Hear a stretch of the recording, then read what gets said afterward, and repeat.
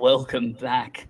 As you can see, Monster Mash is not here, and again, they've left the asylum to the madmen here at the Supercoach Hub to just run it. So here we are. I am Mr. Charity, your captain today, and I'm here with the one and only SC Cheese. How you doing, Cheese? Howdy, everyone. That's good. And we have the one, the only, J Fish Dog. J Fish, how you doing? Good, lads. Good. How are we? Not too bad, mate, but not as good as yourself, I believe. Why don't you introduce yourself to those that haven't come across you and how you're doing Supercoach-wise this year? Because from what I've seen, it's okay. It's pretty decent.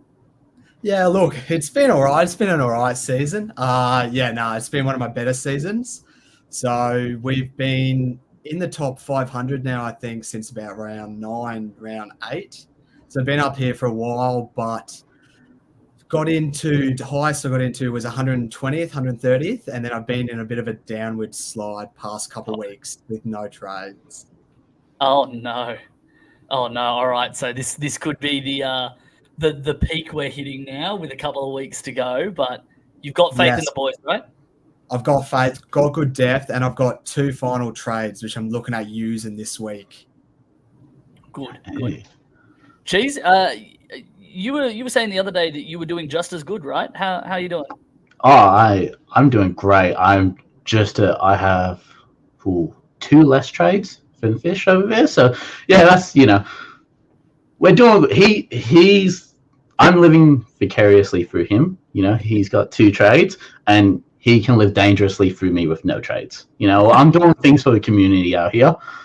It was okay. We're seeing 2,300 right now, so finally seeing green arrows for the first time in 4 weeks again. So kind of missed it. That's what we want to see. Well, listen, I'm doubling the amount of trades you have, J Fish Dog. So I think I'm actually doing pretty well here. So I think we can end it there.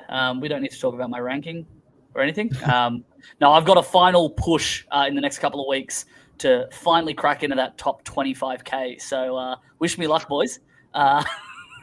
You go get him, champ. You got him.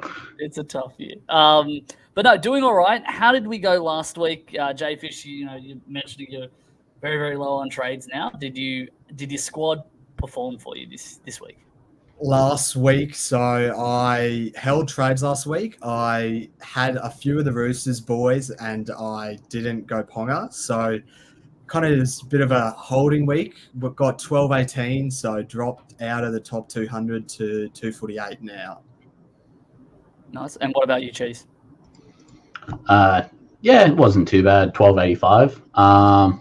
Put the last trade Trindle to Ponga. So yeah, I got convinced by the boys last week on the potty to go Ponga.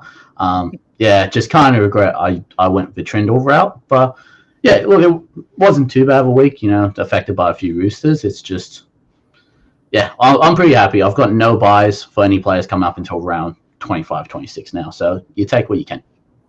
That's pretty good. That's actually a pretty good setup. Look, there's a couple of other things that we could talk about in terms of what our teams are, but we really want to get into the crux of what we're going to talk about for the rest of the season. Because I could sit here and complain about my team and the setup and how everything is at. Although I'm pretty confident in my team now. But let's get stuck into some of the scores from last week because we actually had some pretty decent scores. One of the top scores that we had was Richard Gerbils with 1407, which is a monster score. Tom's 5-year plan with 1390. Ravalawa Rams on 1374, and the hard Sele, which Paul Harmasele this week. Jeez, that was a tough thing to see happen to one of our players of the league. He got a 1372, which is awesome. We've got some really, really high-performing people here in the hub. Very, very keen to see one of them take it out. Fingers crossed. So hopefully it goes well for them. Let's get stuck into some of the breaking news that we've had come out this morning. Val Holmes to the Dragons. What do we think about that? Do we think good move, bad move?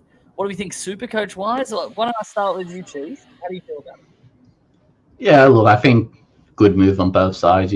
Val's getting towards the back end of his career, and Dragons, they need that short-term replacement for Lomax. There's not really too many, top-tier wingers going around. So I think it's a nice fit for both of them. I don't know how it will translate to Supercoach yet.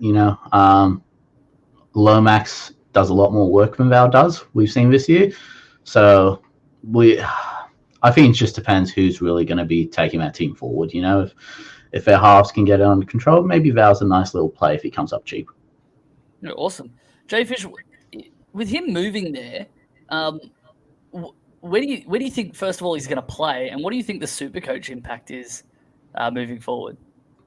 Well, yeah, that's the big question, isn't it? He could, I don't know, I think they've signed him on good money, like $1 million a year, so it is fullback money. So it'll be interesting to see if they drop Sloan or they persist with Sloan and play play Holmes in the centres. So we'll see how that goes. If he plays fullback, that again takes him straight back in a almost must-have territory, especially if he has centre wing duel. And goal kicking. Oh, yeah. Ooh. Oh, stop it. Stop it. I'm getting too excited. It is still 8 p.m. here in Sydney, so can't get too excited at 8 p.m. But look, one of the things as well for me, and particularly as an owner, looking at Drinky kicking next year, hopefully, fingers crossed, that's something that really excites me as well. So very much looking forward to seeing how that all plays out. On to some other news as well. Reece Walsh, we saw him get just beaten up all over the park, constantly over the past couple of games. But this one seemed a little bit more serious. I'm surprised he played on with what seems to be a hand fracture. I think it was in like 2 or 3 different spots. So what a soldier for, keeping on. Just incredible. Obviously, if you own Walsh, it's a sell, right, boys? Yeah, you can't afford. Yeah, good. You can't afford. Cut your losses. You can't afford to. Unfortunately, if you had brought him in as the sort of little pod play fullback, it's just another one of those things this year that's just ruined the season. So, yeah, it's fun. It's fun times to be a super coacher. Kyle Flanagan biting off more than he can chew. Unfortunately, getting a suspension. We all sort of saw this coming as soon as it was referred straight to the judiciary. There's not too many Flanagan owners out there, right? But I know I've got a friend who's a Flanagan owner who's been overseas for a month to come home to that. And I was like, but it's over. I think she's still got like 15 trades left. So now just tear apart your team for the run home and see what happens. Anything you want to say on the Flanagan thing? Don't bite 4 people. weeks, I thought was pretty fair. Yeah. See, my opinion is if you go out of your way to bite someone, 10, 12-week ban, I'm happy with that. If someone's putting stuff in your mouth, I still think you should be banned for biting because you shouldn't bite. But 3 to 4 weeks, I'm happy with. So I think that's mainly the consensus, but there are people out here who have stronger opinions or lesser opinions of it shouldn't be anything. Buzzer's take on Charge Crichton. Well, that was a little bit too extreme, but it is people have opinions. Moving on, Trell owners, if there are any still out there, holding, selling, what are we? If you've still got Trell, where have you been the past couple of weeks? With the fullbacks we've got on offer, you've got to move on. Yeah, I love the dedication to it. I love the idea that he might be a good pod play coming back at the end of the season. No, he wasn't. He wasn't when they started losing games. He was going to get rested. Now he's got no choice. Yeah, it reminds anyone who held on to Trell reminds me of me holding on to AJ Brimson when he got injured for 10 weeks and then comes back, plays 1 game, then doesn't play the next week, then gets 18th manned into the I don't want to talk about it. Sorry, let's move on. What we're also going to do in today's podcast, before we go into sort of like future planning and what we're going to be looking towards for this run home, I want to see in the comments your sit versus starts. What are you tossing up this week? Because obviously we can talk about trade plans, but if you're like the cheese here, this is going to be an irrelevant section for you. So I think what's going to be more important for everyone listening is what are your sit v start plans? Who are you tossing up between? Throw it in the comments, and at the end of the podcast, we're actually going to go through what we think out of these options is going to be the better options that you have. So type in what players you're choosing between and how many spots you have available. So, for example, I've got Hammer and Marju that I've got on my bench, and I have one spot available. So I choose between those. Or do you say you've got Dillbags, you've got Plath, you've got Hammer, you've got Garrick, and I've got 2 spots available. Who do I choose? So type that in the comments, and we'll get stuck into that a little bit later. But let's get stuck into the run home chat. Okay. Fullback-wise, Jayfish, who have you got in your fullback positions, and are you looking to make any moves there? No, so I went without Ponga last week, and so I've had Teddy Turbo for a while, and I thought about doing Teddy to Ponga last week, but I thought, no, with Teddy's run home, with Turbo's run home, I think they're the clear 2 standout options. Nice. Easy done. You've got some really great options there. Some of us aren't as lucky as that. Cheese, are you one of those lucky people who have, probably 2 of the top 3 fullbacks, or have you got a little bit of a different play? No, I came to my senses. I got 2 fullbacks last week, thankfully. I couldn't run Garrick anymore. Tedesco and Ponga. I was thinking more head-to-head. Teddy, Canberra, 25, and then you've got, Ponga with Rabbits and freaking Titans, 25 and 26. So, yeah, I'm seeing it happy. Then help me out, boys. I've got Turbo, but I've also got Drinky, who I captained last week for a grand total of 37. Do I make the move to Ponga? Do I wait a week? What do I do there? Do I even look at a potty, fullback? Do I keep Drinky? What do I do here? Because I've been looking at, do you take the punt on Dylan Edwards? Do you maybe go for like a Gutherson who with Moses out is doing the goal kicking, could potentially resurge? Who knows what happens? What would you be thinking, or what would your advice be to someone who maybe doesn't have, the Teddy, Ponga, Turbo and has one of those other fullbacks?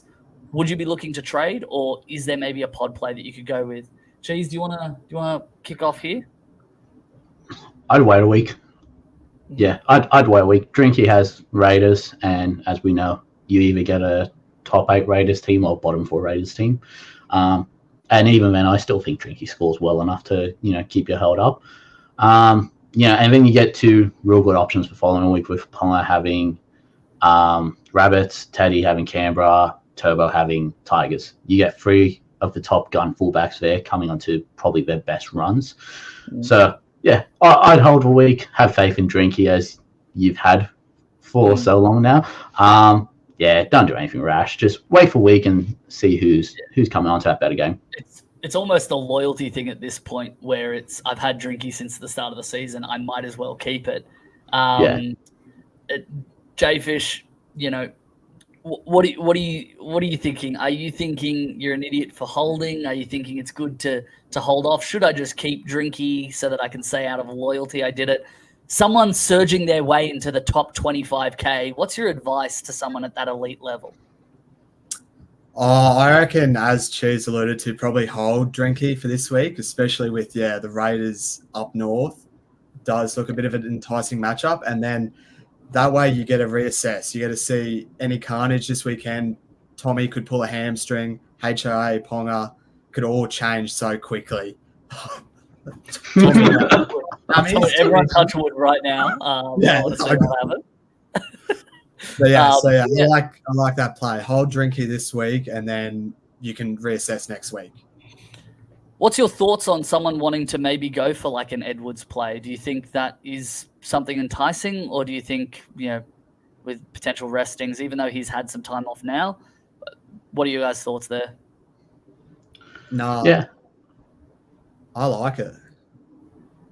It. No ownership. I had him at the partway through the season just before Origin, and he was absolutely killing it. Obviously, without Cleary, so you do have to factor that in.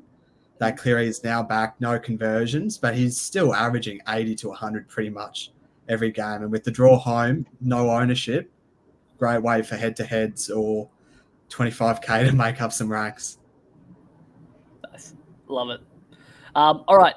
So that's fullback chat. Obviously, if you have any more questions, post them in the comments. We'll get to them. The next topic I was going to ask, Cheese, you can probably just go and make a cup of tea here, but I was going to ask, back, guys. I was going to ask, if you have trades locked in the bank, and let's just say maybe you have 2, you have 4, whatever it is, do you just go hell for leather and just try and get the team that you want? Or do you still save trades here? Obviously, it depends on your situation. Have you bowed out of head-to-head finals? In that case, I just say send your trades. It doesn't matter. But if you're really focused, I'm still alive in the 3 of the leagues that I've got where I've got head-to-heads going on. I've still got lifelines there and some pretty winnable matchups as well. So I'm planning on holding on to it. I do want to bring in Lomax this week, or maybe even looking at the Ponga trade.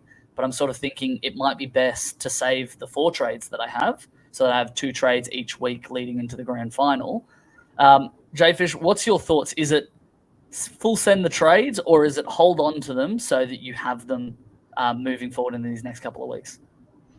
I think it's very fitting because it's very subjective to my team as well this week. I think it is very circumstantial. So, yeah, if it is your head-to-head knockouts and it's a must-win and you've got 2 trades left, I say use them. You can't carry them into next week if you lose.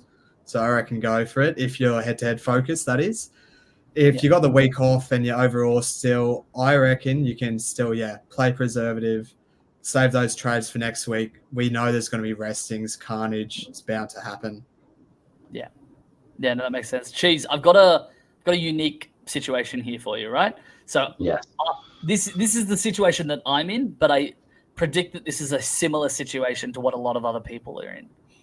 Let's say, for example, you have in your seat, you have enough depth. You're choosing sit v start, so you have enough available players to choose from. You've got like your must-win head-to-heads, and you're doing okay, but you really want to make sure that you take yourself to the step above. Let's just say you have, a Hammer, a DWZ, maybe a KC McLean sitting on your bench in CTW, and you can upgrade to a Lomax, a Carraz, a Valentine Holmes. Do you get rid of the, 2 to 3 trades that you have to bring in one of those players to really secure yourself up in those rankings into those leagues for those head-to-head matchups? Or do you hold the trades, hope that your team still performs so that you can save those trades for if there is any issues, as Jfish brought up? It's a pretty loaded question there, Cheese, but what do you think? I mean, if you're playing this week, you need to go all in.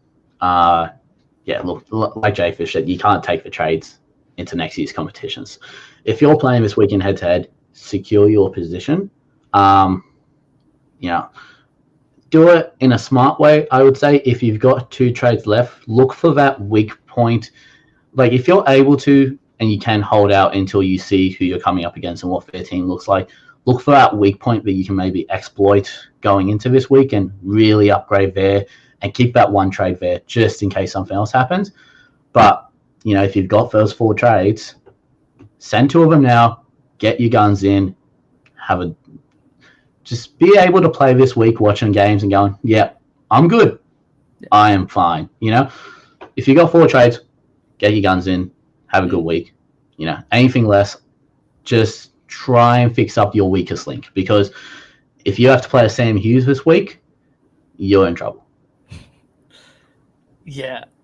Look, it makes a lot of sense. I'm looking at this from my perspective where I'm on a projected 1,400 for this week, which is, I think, the highest projected I've got all year. And I'm like, how do I even get this? Looking at my team, it's pretty good. It's now just about deciding who to sit, who to play. And I'm thinking, do I bring in a Lomax for that Titans matchup? Or do I just go, I'm kind of set. I'm kind of decent enough to be able to drive forward. So maybe that's something we'll chat in a separate conversation. We'll throw it into the Discord. If anyone's listening and not a part of the Discord, make sure you jump in. You can find the details on the YouTube page. because there's a very helpful community of people that answer all of these kind of questions. We're going to try and be a little bit more generalized here. We're going to move on from the head-to-heads and do we save our trades and things like that. We're going to go on to a very, very obvious question, which I think we're going to wrap this segment up very, very quickly. Cheese, is Gus a must? Depends who you're trading him out for, I think. After that bye, I'm hoping he comes out firing again, ready to go into finals footy. But we'd be lying if we said he hasn't exactly been setting the world on fire lately. Since Origin. Yeah, exactly. Really good game, and since then, not as performing as high. So. Yeah, look, you've seen the attacking points there, but you haven't seen that base, which is where Gus really makes his, he'll net you about 55 to 60, and then he'll get the attacking stats. With his draw coming up, he's definitely a must-have, but I wouldn't be going, sideways like an Ola or anything to him. You need to be upgraded or even like to a Gus. Fafita who hasn't been performing very well, like lately, Yeah. as to what we know he can do. Is that that could be. For me, it's come round 26 and 7, you don't know what happens with restings. You don't know if teams gradually rest him. I know with at least Fafita, he's going to be playing. There's no point really resting him unless there's an injury. So yeah, I'm someone who looks at it that way. If Gus isn't playing around 26 in my head-to-head, and I've got to play someone like a KPP, I'd probably rather take a chance on Fafita. So yeah, if you're not worried about resting, Fafita is a great way to get to Gus. Just gaming a better team, attacking team. But yeah, you need him. You need him in your team. Let's be real, people. Get him in. Yeah, I did a DWZ to Gus, and that feels so good. It feels so good. See, that's sexy. That's what you want. Yeah, that's what you want. J-Fish, is he a must? Well, yeah, I've got 2 trades left, and I am bringing Gus in as one of them. I think he is a must with the draw home. I've got as Cheese alluded to, I wouldn't be doing a Nicara or an Ola or any of these kind of sideways moves. I'd be doing clear upgrades like a KPP, or in my case, I'm doing Halem Lukey up to Gus. Ooh, I like that. That's why you're so highly ranked, good sir. You're a god. No, that's good. That's good. This is just a little bit of a question for those who are maybe a little bit newer to Supercoach, is how many nuffs should you have at this stage? And for those that don't know, very, very quick explanation. It's a player that isn't going to be playing, is bottom dollar so that you can free up cash elsewhere. You can trade them in if you need to do a VC loop, etc., etc. If you need more explanation on how it works, what it is, jump into the Discord and we'll explain it to you. But how many nuffs do you guys have? Are you looking to bring in any more? What's sort of like the ideal position? J-Fish, do you want to jump in for this one? Yeah, sure. I've kind of focused on having really no nuffs. I think I've got 1 nuff this year, and it was Gaia, who got injured in round 19 bye. I brought him in and he got injured. So he's been my only nuff. I've kind of tried to build the depth all year because I know there just will be carnage, and having that depth to just switch and change throughout the year has just been so helpful. It's pretty good. Cheese? Yeah, pretty much same. I've got Miles Martin. I've had him since that Panthers buy, I think around 16. I think perfect number is 2. You want one in, you'd like a dual, front row, second row forward, and then your CTW. Technically, I have 2 with Ronaldo. Technically, just didn't make any money off it. Look, for me, 2 is a perfect number. Just give you that flexibility, come that VC loop in case your front row forwards are locked or whatever it may be. Don't force enough if you don't have to. If you don't really need to make an upgrade anywhere, don't use enough. Keep the depth there for come round 26 and 7. Oh, all right. I might be in a little bit of trouble, boys. I have 3. I have Billy Fafita in front row forward. I have Geimer in 2RF, and I have Jed Cartwright in CTW, who was a godsend last week for me. Jed Cartwright. Technically, I have 4 if you count Drinky with how he scored for me last week. Might as well have been enough. But yeah, no, that's good to know. If anyone is out there that has more than 3, if you got like 4 or 5, send me a screenshot of your team. I just want to see what the makeup of it is. And He see just how wants to safe feel you are. better. Oh, that'd be fun. But I mean, that is a good point, right? There are a couple of people that were running out with enough hookers as well. Yeah. So, having just one gun, like a Grant or an Appy, and then enough at hooker, plus all of the other nuffs that they have. So, yeah, curious to see how many nuffs everyone else has. Very, very interesting. One thing I want to touch on just a little bit is head-to-head strategy. Now, I haven't been playing Supercoach long enough with in enough head-to-head leagues where I have the skill set to be able to do these I listen to all of the podcasters talk about these tricky plays where you leave the C on this person and then you change it and then you do a last-minute trade here to juke them out. What are your sort of basics? And Cheese, I think you've got a lot of experience with this kind of stuff. Correct me if I'm wrong, but head-to-head strategies. What's the reasoning behind doing all of these tricky plays, and how do you go about thinking about, I'm going to leave the C on this person until the last minute and then change it off?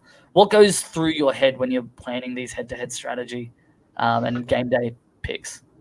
Yeah, look, for me, a lot of it depends on who's playing that Thursday game. We've got Cleary tomorrow night straight away, so you can't do really anything to try and trick your opponent in head-to-head with Cleary. Okay, the thing for me, the biggest thing I will always say is put the players in that Thursday game, in that Friday game, who are 100% starting. Make sure they're in your starting team. Even if you're playing Sam Houston and you go, I don't want him in my 13. He needs to be in your 13 because come that Saturday or that Sunday, and you've got choices between two R's, it gives you that ability to then look at your head-to-head opponent, see what they've scored, see who they've got coming up, and then try and counter-react that, especially if you've got a trade up your sleeve. That's something that, for me, is number one, is just giving yourself more flexibility. If you've got, say, Angus playing on a Sunday, put the R on Angus, and, just in case he's a late scratching come, like round 26 head-to-head grand final, he's a late scratching, you don't have to worry, you can trade to someone who's playing the game before him. Okay. Nice. Jfish, anything you want to talk about with your approach to head-to-head strategies and how you psych out your opponents, or are you just someone who leaves your team and just goes, I know that's my approach. I just go, what's my team? Let it happen. But do you do any of the psych outs, the last-minute changes? What do you do? Yeah, so last week, funnily enough, I was playing mind games with who I was going to captain. So I had all week was on Turbo, and then 2 minutes before the Panthers kicked off, late switch to Cleary, which obviously didn't work out. But luckily enough, my opponent matched the switch to Cleary. Oh. We were both reading each other's teams.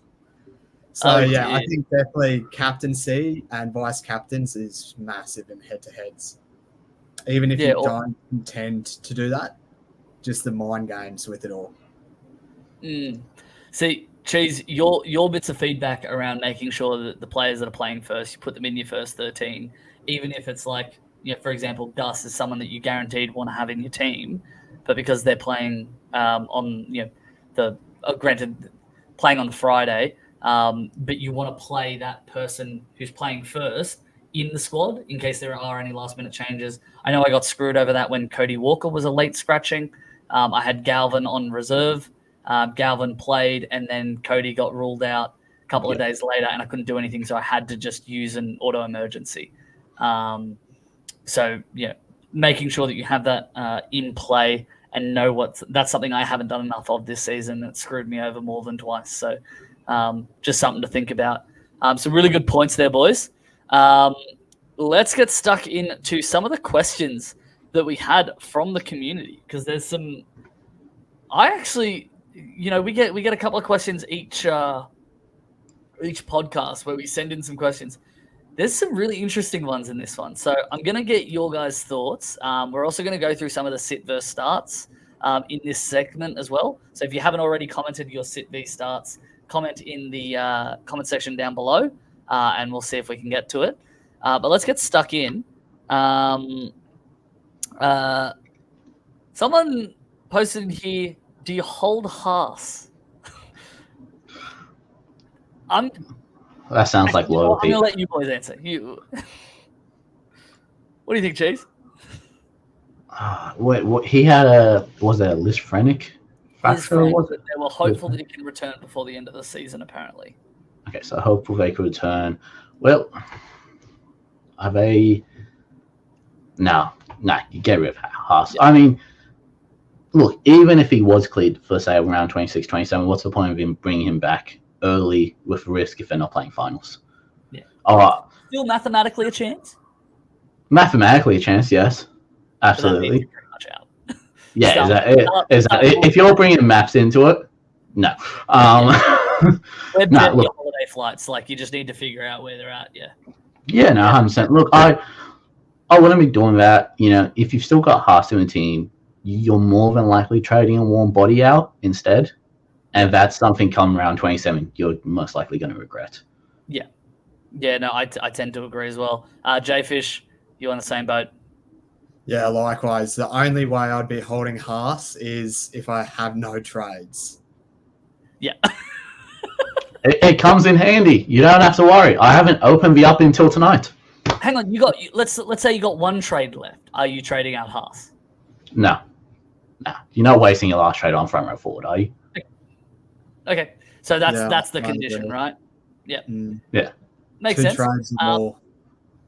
Yeah, absolutely. Has to be sexy for one trade. Yeah. Another question is sell Gus to Cardi. I think that's a no-brainer. Oh, sorry, sell Cardi to Gus, not Gus to Cardi. All right. We might need to call the podcast here, boys. Cardi to Gus, I think excellent trade. What do you guys think? Yeah, that's a big upgrade. Yep, easy done. Not bad. Easy done. I don't want to get to that question yet. Hang on, I'm going to scroll a little bit more because that question is a little bit too intense. Any love for a VC Karaz and C Lomax? That is a very pod approach to your captains and vice captains. What do you boys think? Let's say, for example, you don't have Turbo, right? You don't have Turbo, you don't have Teddy. You've got Cleary, Trey Fuller in your fullbacks. What do you think a VC Karaz C Lomax is an option or not really? Not for VC Kiraz. I like the Lomax captain. I like the plot plan that could turn out very, very well. Yeah, just not for VC on Kiraz. I'm sure there's someone a little bit better that you could pop that VC on. Yeah. J-Fish, similar. Yeah, I agree with Cheese. Not for VC crowds, but I agree. C Lomax is if you're going away from Teddy or Turbo, I like him this weekend. Yeah. So what do you think about, let's say, a VC Turbo into a C Lomax, and if Turbo does what we expect Turbo to do, then doing the VC loop, but having that Lomax captain there as a sort of potty play? Is that sort of an approach you could see? I like that. It's now because we have so much depth. It's like, who do you have to drop? So if you're gonna probably loop Turbo anyway, you may as well just captain Turbo. Yeah. I think it was the same issue with the KP and Cleary last week. It was your VC Cleary, you're only looping him if he goes 160. And it feels the same with Turbo. If you expect him to only get 120, just keep on Turbo. Yeah, no, that's fair. And they've actually live commenting in the thread that we've got. They have Cleary and Turbo. They've just got a gut feel. I'm a big advocate for gut feel season. Gut feel has ruined me, especially my gut feel was that Raiders would beat the Sea Eagles, which is why I didn't captain Turbo, which didn't really play out well for me. But I'm a big advocate for gut feel. I probably, if I was in your position, would VC Turbo into a C Lomax. And if Turbo scores, let's say over, I think anything over like 120, it's an automatic, because it's too risky to then leave the C on Lomax hoping he goes well. Particularly with Flanagan out, you might potentially be at risk of, everything falling again on Ben Hunt's shoulders. Too much pressure, but who knows? You guys tend to agree with that, or Well, at least with the play of VC Turbo and C. Yeah, absolutely. VC Turbo into Lomax C. Take a look at who your AE would be looking at. If it's Sam Hughes or Hands, Lassie, whoever, like one of those players, I'd be aiming for 140, 145 just to try and negate it as much as you can. I think Lomax gets 90 plus this week. I mean, Sharks puts 44 on them with Cam McInnes at half. Yeah. I'm sure Ben Hunt's going to be fine. That is a very fair point. We've got a couple of sit v start questions, and then I'll get into the really deep one because I don't even know if I want to answer it. But the last reserve options, Plath or Eli Katoa? What do you boys think? Oof. I reckon Plath. The way he's been going, 95 and 116 or something on the weekend. He's a future Origin immortal. He will be. The kid can play. Yeah, I'm hard to agree with that. He's not Max Plath. He's Psycho Plath now. I mean, 75, 95, 114. The dude just loves to work. And again, he's not playing Panthers, so it's a plus. I love him. I've been swapping him between 5'8" and 2RF. I've held him. I think I got him 1 week later than most people got him, but still went through all the price. He's been great. I reckon he's top 5 this year for Supercoach just due to his flexibility. You put him in and you just go, yep, sweet, 55, 60 easy. Yeah, 100%. Okay, there's another question that we have here, jumping away from the sit versus starts. Is the top 3 scorers over the last, it says 4 rounds, but I'm going to do 5 rounds because it's easier to do on Supercoach, that are less than 20% owned. Now, granted, this is for in the top 1%. I haven't had enough time to crunch the numbers on the top 1%, so I'm just going to do overall and go through what some of these are because there's some really, really interesting ones here. Obviously, Turbo and Cleary have been, topping that of the last 5 rounds, but they're both over 20%. Same with Tedesco. Mitch Barnett is the first one that pops up there at 13.4% ownership. Great little play there, especially if you moved from Haas, if you had him, or Tyrrell May to Mitch Barnett. That was great.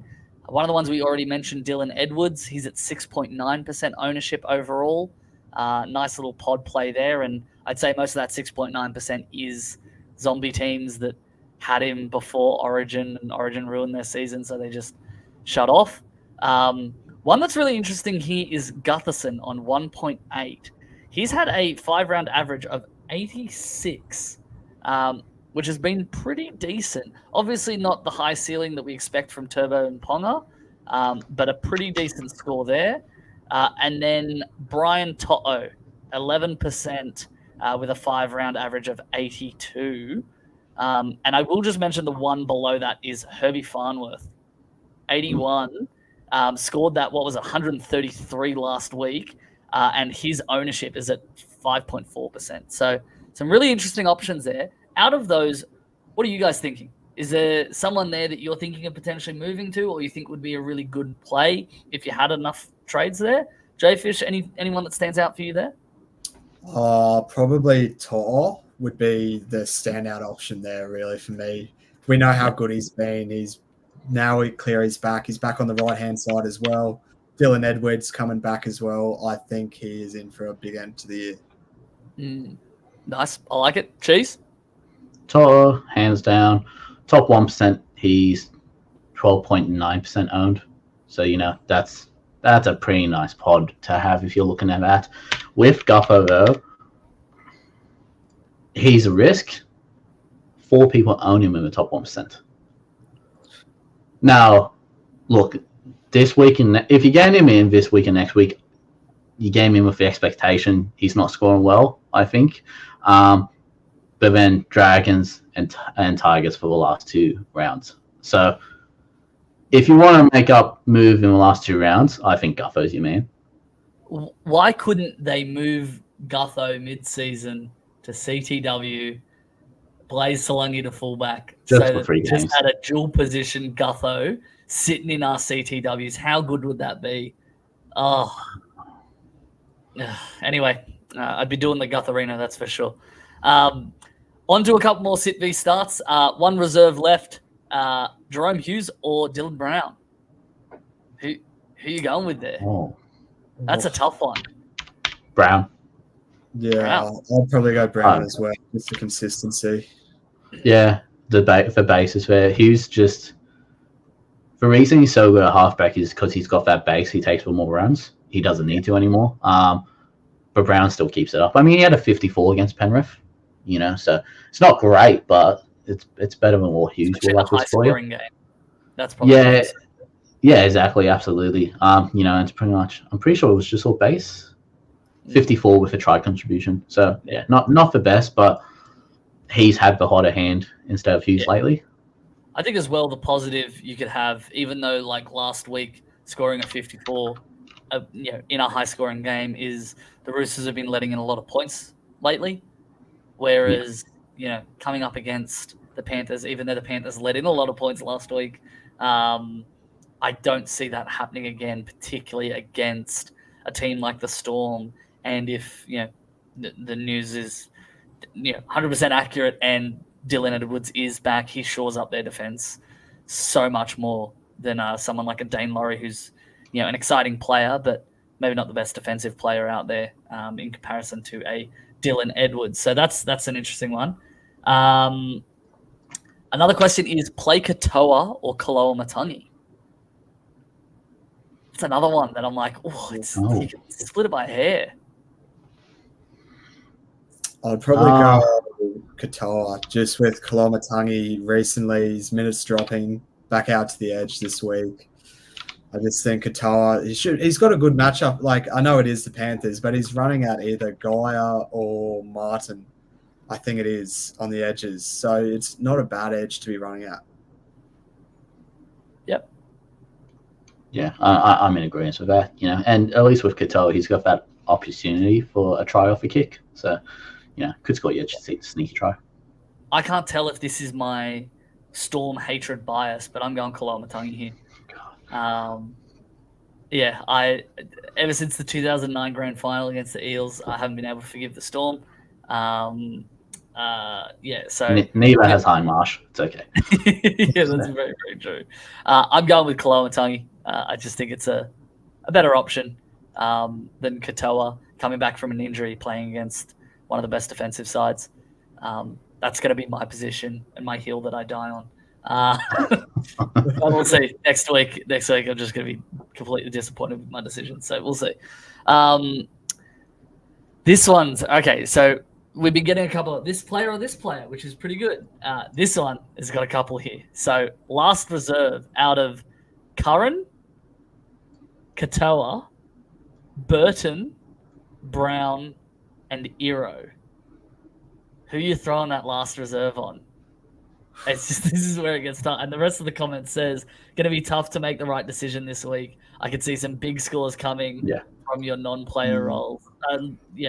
Just having those people. I had Brooks, who I've been hyping up all preseason, have held him all season with Drinky, and I had him sitting on my bench, didn't reserve him, and he didn't want to die on that hill, did you? Yeah. I remember you saying something as well. It was killing me. It hurts. It hurts to see that happen. But out of those players, Curran, Katoa, Burton, Brown, and Iro, who would you be putting your last reserve on? Not Curran.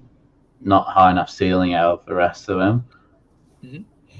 I'd be looking between Burton and Iro. Like, if Katoa goes 80, 90, it hurts, but you kind of go, all right, cool, whatever. But if Burton goes big against the Dolphins, you kind of expect that he could. Like, that's the thing, Sharks up against Knights, Bulldogs up against Dolphins, a lot easier than up against Panthers. So, yeah, I don't know. I'd back in Iro. It would just, if I owned Iro and haven't played him the last 2 weeks, it would kill me seeing him turn up again or just even going close. J-Fish, for you? Yeah, it would be between Burton or Iro, and I would probably look at head-to-head matchups. If the opponent's playing an Iro, I'll go Burton for sure. Yeah, I'm leaning more towards Iro. I think Iro is probably just because you know that he's at least going to base 40, 50. Like he's just been so good. He's been one of my biggest mistakes. I think that's Marshy's side as well. Mm. Yeah, so and they haven't been on fire defensively. So yeah. No, I like it. Matt M has commented saying, thinking of captaining the Galvanator this week. Thoughts? Yep. Full send it. Just go. Just do it. Believe in yourself. Actually, I don't hate it. Yeah, that's what He's been good. He's been good. You know? J-Fish? Yeah, I'd back it in. He keeps getting all these offloads.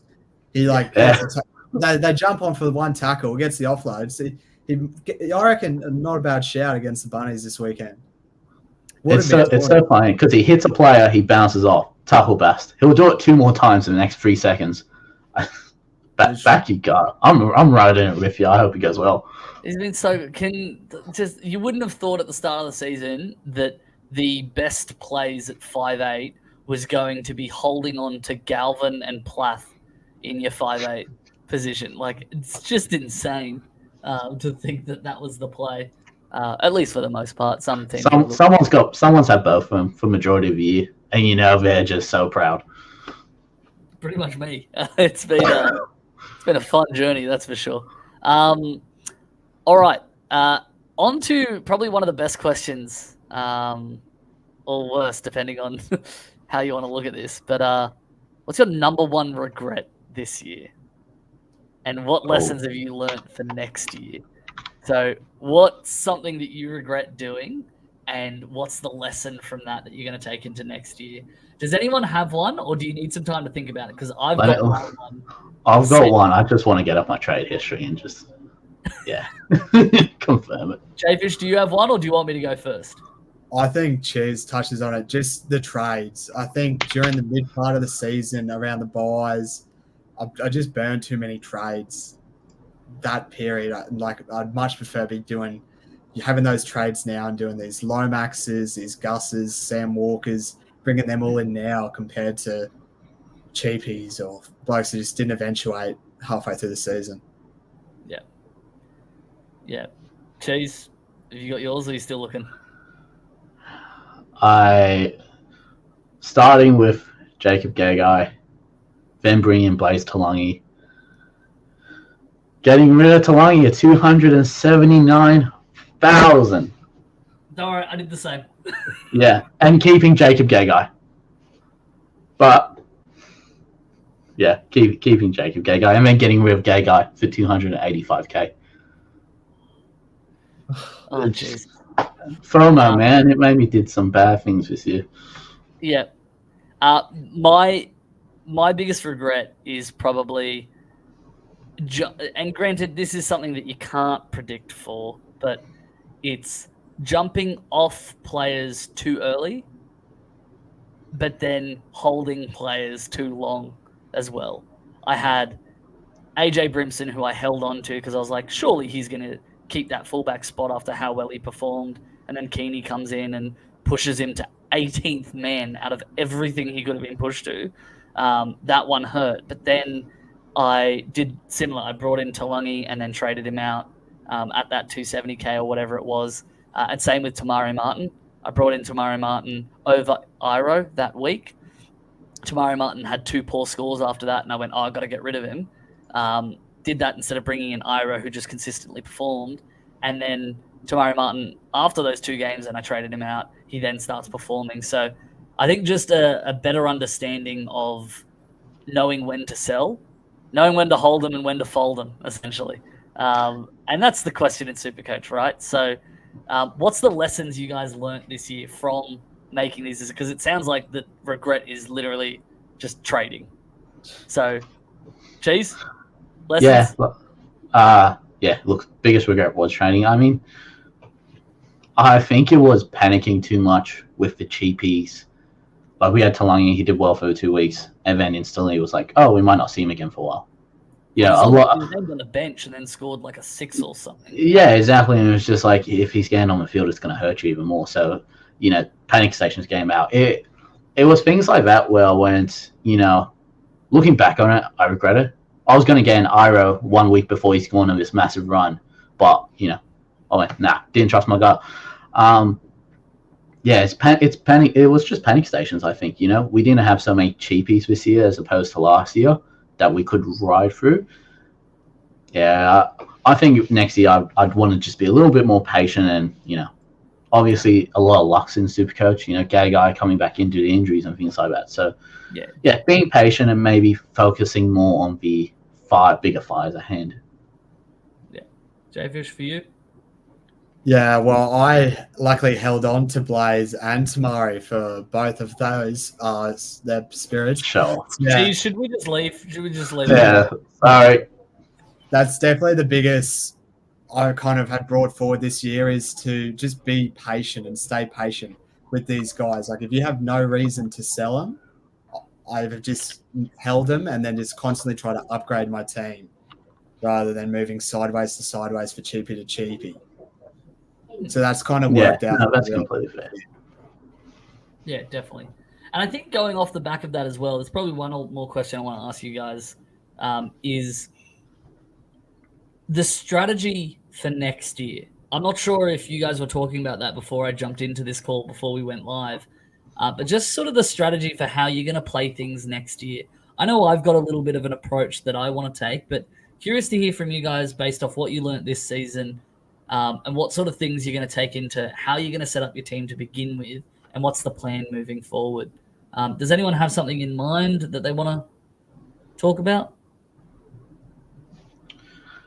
Yeah, I mean, I think I know I am definitely not the only person saying it, but I'm going to try and look at maybe building my team on a bit more of a points per minute, a bit more of a solid base. Going from next year, get 5 solid. I've got 5 players I'm starting with next year no matter what, and then I'm thinking just trying to fill the gaps around them, with cheapies, build it up from there.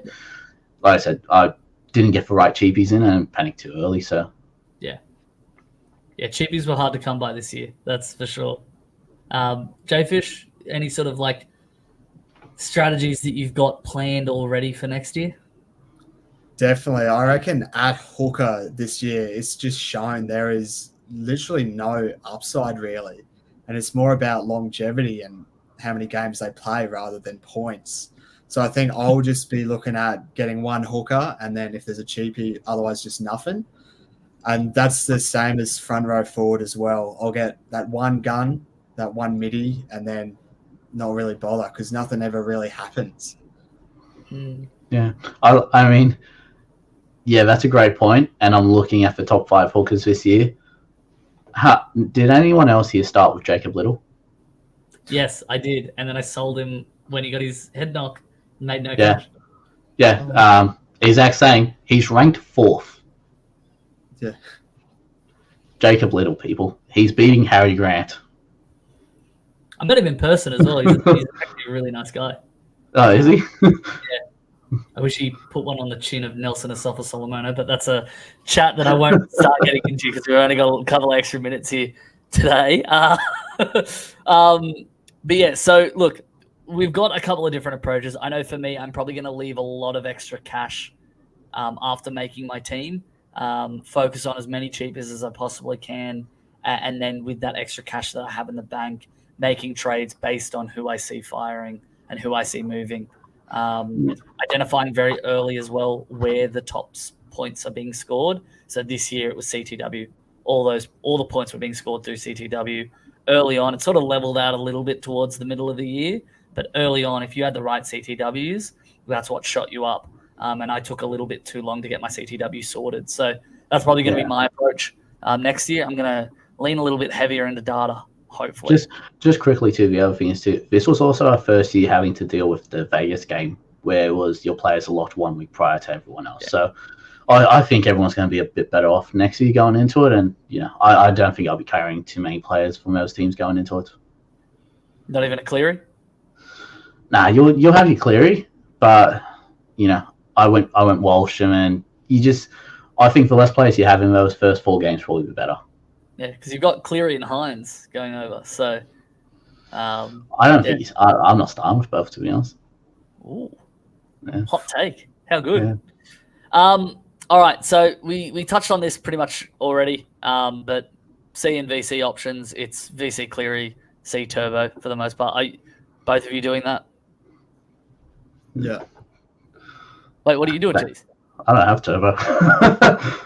No, Teddy. Okay, yeah. Yeah. It's Teddy. I'm not captaining Drinkwater or anyone like that, you know? That would be stupid. Who would ever think Captain Drinkwater? Honestly, who would know? Guys, I'm going for my pod play. I really think I'm gonna VC Curran and then Captain Brayley. So, wish me luck, boys. But yeah, anything else? Any other questions that you have? Chuck them in the Discord. Chuck them in the comments. We're more than keen to have everyone else a part of the group. We've got a really, really awesome community. I just love the community for what it's able to provide. From the banter, the chats, but just the genuine advice and people giving you different opinions and hearing different ways of thinking about setting up your team or the decisions you make. Cheese, just really quickly before we finish, do you have a favorite part of the hub? Is there anything in particular about the Discord that you like the most? I think it's got to be the activity and the banter. I mean, nothing makes me happier than getting on a Sunday and just seeing everyone give it to charity about not playing Brooks. Holding Brooks and then not playing Brooks. But I think also there's always someone in there to chat with. Doesn't really matter what time it is. If you send a message in there, someone's going to respond. You don't know who, but someone will be there. And game days are just great in there. We all night shift or something. Realm's doing night shift in real life and on the hub. So that's probably the best thing. Is there something you like most about the hub? Something that you think other people would enjoy coming into it? Yeah, I love when everyone's debating if Harry Grant gets the TAs or not. I just all the salty owners. I love it all. Yeah, no, it's good. All the engagement's good fun. Yeah. He's never got it. He never will get it. Yeah. Nice. I love it. All right. I'm going to drop something a little bit sneaky here of something that I'm planning to do at season's end. I want to host a live event in our Discord, the Roast of Mr. Charity, where we get up my trade history and you boys, Cheese, Jfish, if you want to be a part of it as well. But I need to make sure Realm is there and available and just go through my team and just roast all of the decisions I made. One, for the public humiliation, which for some reason I enjoy. But two, I think there's some really, really good lessons to be learnt there. Similar to that question that we answered, having a look at decisions that are made throughout the year and how they actually play out. We're too focused on week to week and, we need to make this decision for that week. And this is because, chasing points from what happened there. I think having a holistic view of decisions made, lightly roasting me, maybe a little bit heavier roasting me, but having a roast of the decisions made, because I think there's some really, really valuable lessons that can be pulled from there. So if you guys want to see that, let me know. Let me know in the Discord. Let me know in the comments. And we'll get that set up for one night. I'll have a couple of vodka raspberries lined up for it because I'm probably going to need them. But what do you boys think of that? You think it's a good idea? For sure. Yeah, look, I think it's a great idea. And like you said, Charity, you haven't been playing Supercoach all that long. And that's another great thing about the hub. You've got people there who are brand new and people there who have been playing for 5+ years, Yeah. So, I think it's a good idea to help out the newbies and also take some fun at some newbies, meaning yourself. Done. How good. No, I love it, Cheese. Jfish, you sound a little bit too eager there to say, yeah, love it. I think that's a good idea. So you've been holding on to some anger towards Mr. Charity here for a second. I think it was that one team review where I gave you some advice that started the slow and steady downfall. Did you listen to his advice by any? Just asking, did you listen to his advice? I didn't. It was Cody Walker. You're telling me to get in Cody Walker. I didn't. I'm going him. Thank God, I guess. He did well the next couple of weeks. He did kick on for a little bit, but yeah. All right, that's everything. Thank you all so much for listening. I really, really appreciate you all being here. And see you in the hub and see you next week for the Wednesday pod. Peace out, everyone. See you guys. Nice. See you guys.